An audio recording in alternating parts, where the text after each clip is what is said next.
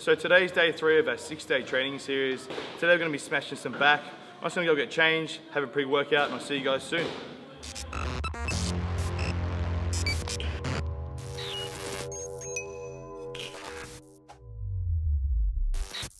To start off each back workout, I always like to use a rolling pin. Just make sure my back's nice and loose and my muscles are not tight in certain areas, especially when I go and do deadlifts first, which is what we'll be doing today. It's pretty simple, just roll over my back, roll over my glutes, roll over my hammies and my IT band, just the areas that I'm going to be utilising when I'm training most. And then I start training.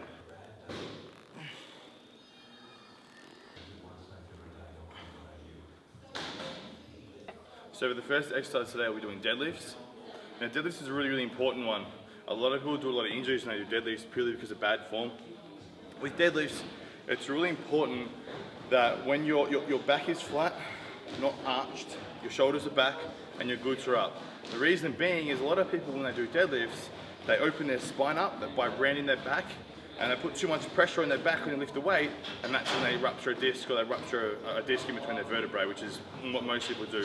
So for the warm-up, I'm just going to put on a weight which is appropriate for me. So for me, it's just 60 kilos. I use kind of an under and over grip. You can use 2 grips over, you can do whatever, you can reverse and change. I like to use one over, one under. And all I'm doing is I'm powering up as hard as I can on the way up, and on the way down I'm kind of like powering down to the floor. So I'm not using my back to lever the weight down. I'm not dropping it either, but I'm kind of dropping the weight down with why I'm holding to the bar, if you kind of know what I'm saying. So all I do is I have my hands just about shoulder width apart, outside my legs, making sure my arms are touching my legs, so I use my whole body to move the weight, use my core. Now for the first part of the movement, making sure my chest is up, my ass is out, so my spine is compressed. And for the first half of the movement, I'm pulling through my legs, using my glutes and hamstrings to pull the bar to my knee, and thrust the hips forward for the last part. So I drive up as hard as I can, and then from here, I don't drop the weight, I keep the weight in my hands, but I kind of power the weight down so that my back I'm not using my back to lever the weight down. I'll do that 10 or 12, 15 times, whatever feels good. And then each set I increase the weight. We're going to try and do about 5 sets today. So when you feel your back starting to round out, if you feel too much pressure in your back, you've gone too heavy.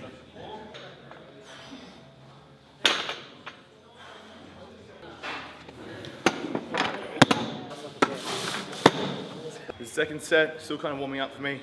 Just an extra plate on each side. Remember, just pick what weight's appropriate to you. Right now I'm not doing anything too crazy. I'm just getting all my muscles warm and I'm just feeling good. I'm not doing any crazy straining or crazy pushing or pulling right now. Remember, make sure your core is tight, your back is locked. I can't stress how important that is. So many people injure themselves with deadlifts, it's crazy. It's because people just don't know how to do the movement correctly. Everyone thinks it's just purely for your back when it's not. You know, deadlift is a massive compound movement. You use practically every single muscle in your body getting that weight up. Calves, glutes, hamstrings, quads, you know, lower back, upper back, forearms, biceps, everything to get the weight up. So don't think of deadlifts as a back exercise. That's how you're going to injure yourself. Think of deadlifts as the full overall compound movement for overall body development, and it's making sure that your core is tight and your back is flat. Second set.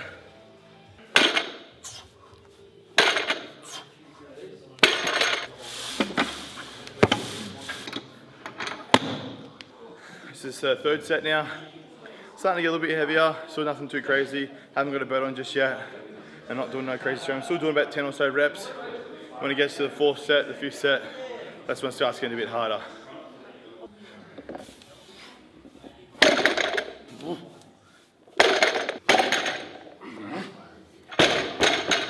This is the 4th set. Starting to get a bit harder now. I just kind of judge it, go by how I feel. Usually this set I wouldn't put a weight belt on, where the 3rd set felt a lot heavier than what it usually feels. So it's okay, you know, some days you don't hit your PB, some days you don't lift as heavy as you always do. The goal isn't to lift as heavy as you can. The goal isn't to lift as many reps as you can. The goal is to fatigue the muscle as fast as you can. So always get that in your head. Don't try and reach a number. Don't try and reach a rep range. Try and fatigue the muscle as fast as you can. How many reps you get is how many reps you get. But have a goal in mind, you know. I'm always aiming for around about 10 reps. Sometimes when I'm doing heavy lifting, which is very rarely, I'll aim for 5 or 6 reps. So the reason I use a weight belt for heavier sets is keep my core nice and tight. Mentally for the first couple of sets, I'm always trying to keep my core tight with my own muscle contraction. But when it gets a bit heavier, it's important to use a weight belt. Just keep everything nice and compressed and prevent injury. Also making sure when it does get heavier, when you're deadlifting, you want to make sure when you're pulling from the bottom, the bar is going up as close to your legs as you possibly can. I see a lot of times people deadlifting, they'll lift the weight from the bottom and the bar comes too far away from their shins. The further you have the bar out away from your core, the more of your back you're going to use. Remember to keep, which isn't necessarily a bad thing, you don't want an injury. Remember that deadlifts are a compounded movement, not just a particular isolated exercise. Keep the bar nice and close to your shins, almost drag the bar up your shins, get to your knee height, thrust hips forward. That's all you're doing.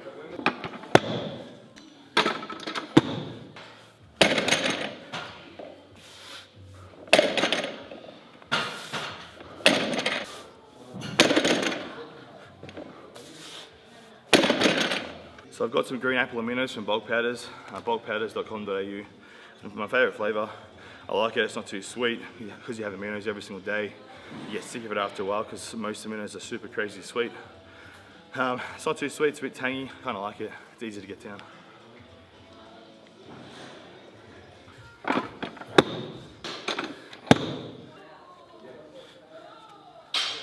Alright, this is the 5th set. We're just going to do 5 plates each side. We'll see how we go. We're going to go to 8 to 10 reps or so. I can't stress how important it is. I'm going to tell you every single time, when you're pulling that weight, make sure you're pulling through your legs first, not through your lower back. Make sure your back's flat. If there's too much pressure on your back, just drop the weight. You don't want to keep pushing through that. Power up as hard as you can. Keep the bar as close as you can to your core. You don't want to be too far away from your shins on the way up. And just rep out. We're going to go for about 8 to 10 reps. Always like to make sure that I have music when it gets a bit harder.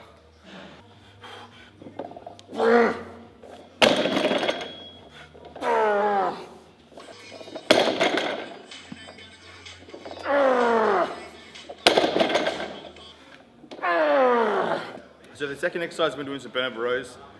Basically it's simple. Always make sure we use wrist straps. Wrist straps take the tension away from your forearms and arms and apply the weight to your back more. When you do any back movement, focus on pushing through your elbows, not focusing on pulling through your hands. When I do a burnover row, I use a free straight bar. Put on as much weight as you can, making sure you can still get the contraction through your back. You're not doing no swinging, no levering. Want to make sure your back's contracting the weight all the way up. Always make sure your spine is compressed. I can't stress how important that is. I'm going to say it every single time. Make sure your glutes are up, make sure your shoulder blades are back so your spine is nice and compressed. That way there's no tension on your discs on the way down, on the way up. Let's warm up. We've got 1 plate on each side. Just pick a weight which is appropriate to you. We're going to go for about 10 to 15 reps. We're going to be doing chest up in the air, glutes out, and this is my starting position, so it's getting me ready into my starting position, sorry. All I do is bend my hips. I try and get my top half as parallel to the floor as I can, and I pull from here with my arms straight with my back. Squeeze at the top, back lever the weight down. Squeeze at the top, back lever the weight. Always make sure with back, that your top half of your body or your whole entire body is stabilized. A lot of the time you see people, as they row from a full stretch on the way up, their top half is trying to move with the row. Make sure your body is stabilized, and what's moving the weight isn't your body, it's just the contraction of your back. Back contracting together at the same time, both sides of your back contracting up, squeezing, both sides of your back opening up, and levering the weight down to a full stretch. Full range of motion from the bottom all the way to the top. So for the second set, we're not going to increase the weight too much. I'm making sure that I'm squeezing as hard as I can, using full range of motion. When we're doing that, we want to make sure that the breaks in between sets aren't too long because the load isn't massive. So get under, get a set, aim for 10 to 15 reps, squeeze as hard as you possibly can at the top, stretch on the way down, 30 to 45 second break in between, go again. We're going to go for, say, 3 to 5 sets, preferably 5.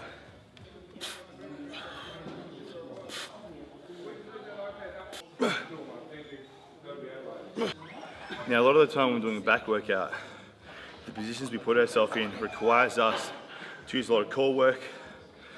Make sure that when you're doing a back workout, it's really super important that you're pulling each individual rep with your back, and you're really trying to pull as much of that weight as you possibly can to your back.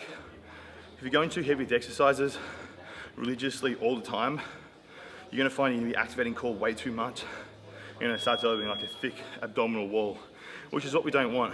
We want to try and create a nice aesthetic shape, and by doing that, we kind of want to make sure our abs are stabilized throughout the movement, but you don't want to get too much development through our abdominal wall.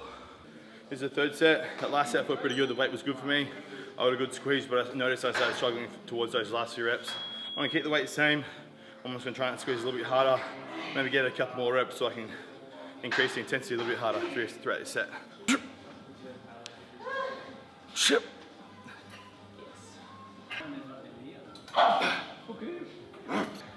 this is the fourth set. I'm going to keep the weight the same. I'm just going to do the same as last set. You're going to squeeze hard. Try and squeeze even harder than last set and get out a few more reps again. Felt pretty good through that. Also, the reason I have a belt on right now isn't because the weight's heavy, but because of the position I'm in means I have to stabilize my core a lot.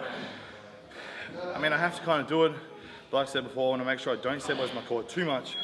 So having a tight weight belt on means that when I can feel the contraction too hard, I can kind of level it off a little bit by the mentality of feeling the belt in my midsection.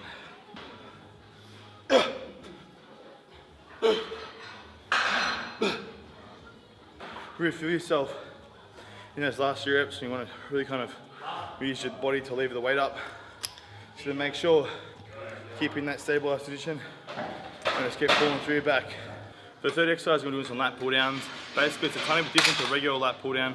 All we're going to be doing is going to be holding the bar just about shoulder width apart, not too wide.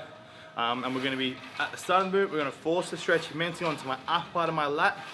We're going to lean backwards. As we're leaning backwards, the bar's coming towards my chest, but making sure we're retracting our shoulder blades backwards first. Almost every single time you do a back exercise, always stick your glutes up and always have your shoulder blades back. Now, that's kind of the position you always want to be in. It enables you to contract your back harder.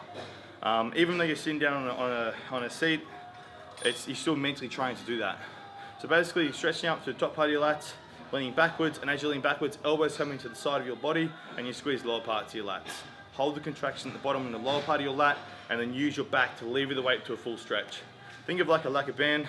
The entire time you pull, contract, lever, you want to have tension on your back the entire time. There are no rest points. If you find there's a rest point at the top, at the bottom, then you're not doing it right. Make sure that your back is under constant tension throughout your whole entire movement. This is going to be the first of 5 sets.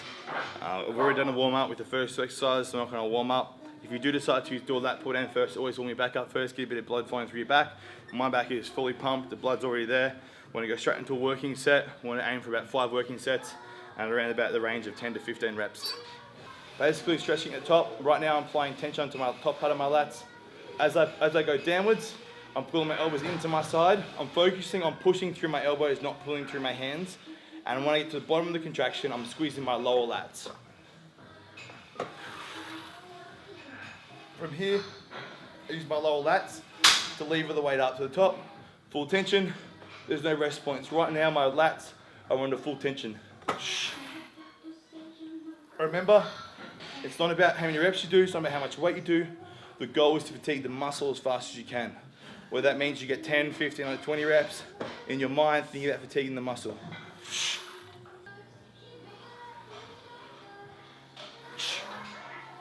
All right, this is set number 2. As we're going up in sets, we want to make sure we're going up in weight as well, or load, to make sure that the intensity is increasing as we increase the workout. Always make sure as well when you're doing a lat pull down or any back movement, you have 2 parts of your back. One side is going to be more dominant, the other side.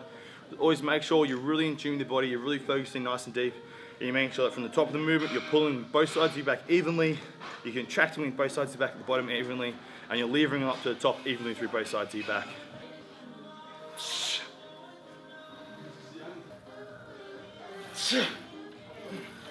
Always make sure with lat pull downs that you're wearing wrist straps.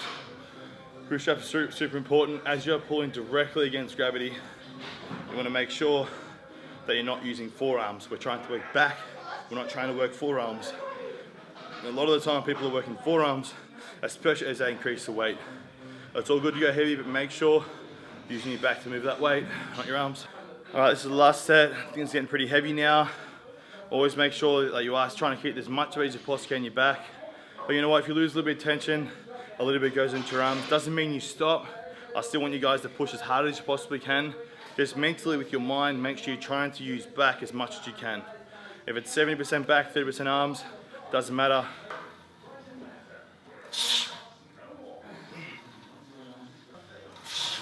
So for the last exercise, we're going to be doing some burnout rows with dumbbells.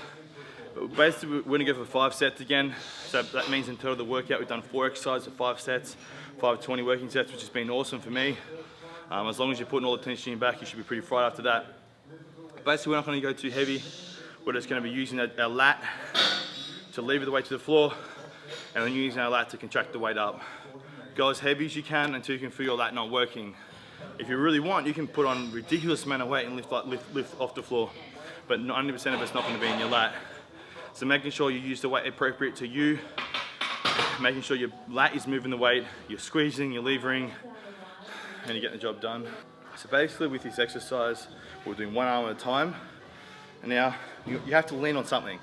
I like to use the dumbbells to lean on. You don't have to use the dumbbells, it's just kind of appropriate for my height. You can use a bench, you can use whatever you want, as long as you've got something to lean off. What we're doing is bending down. Now, always make sure, like I said before, I'm going to say it every single time, glutes are up, shoulders are back, so your spine is compressed. We're not trying to rupture a disc in our spine, we're just trying to work my lats right now, that's it. This part of my body is the only part that's working.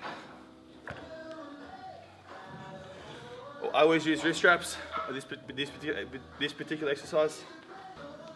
Chest up, glutes out, stretching forward on a diagonal line, getting a full stretch to the top part of my lat. Now we're going to pull backwards on a diagonal line in towards my hip, and we're going to try and squeeze the lower part of my lat.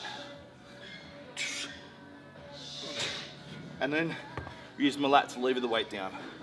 When I go for about 12 reps, I like to go for sometimes 15, sometimes 10, depends on how I feel.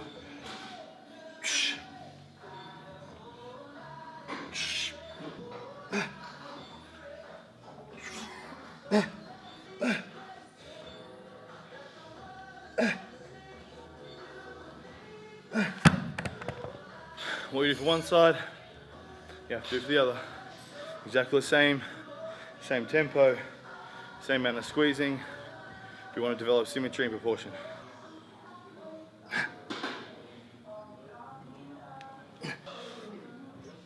I want you guys to really in tune with your body.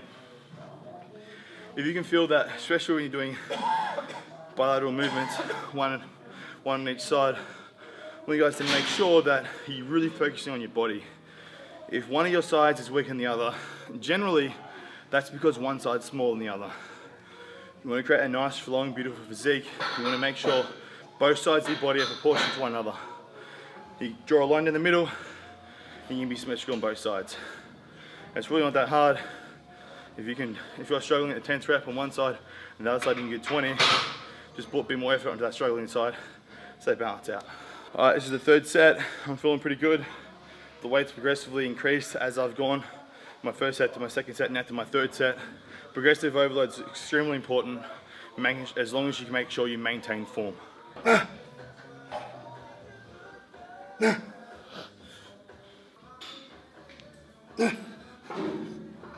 is the last set now. I'm going to put in a little bit of extra weight. I'm going to pull out as many reps as I possibly can for this last set to finish the workout off. I'm going to lose a little bit of form towards the end, but I'm going to make sure my spine's in check. Always make sure I'm focusing on the weak parts of my body to make sure I don't do an injury. If you do an injury, that's it. Push as hard as you can, get as many reps as you can, fatigue the muscle as much as you can, but always make sure you're looking after the safety of your body first.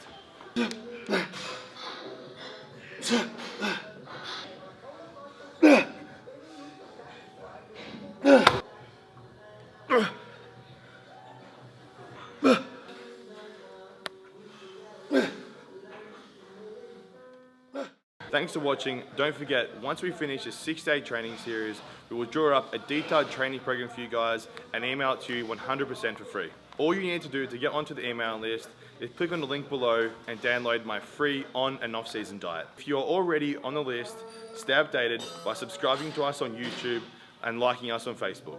See you guys next week.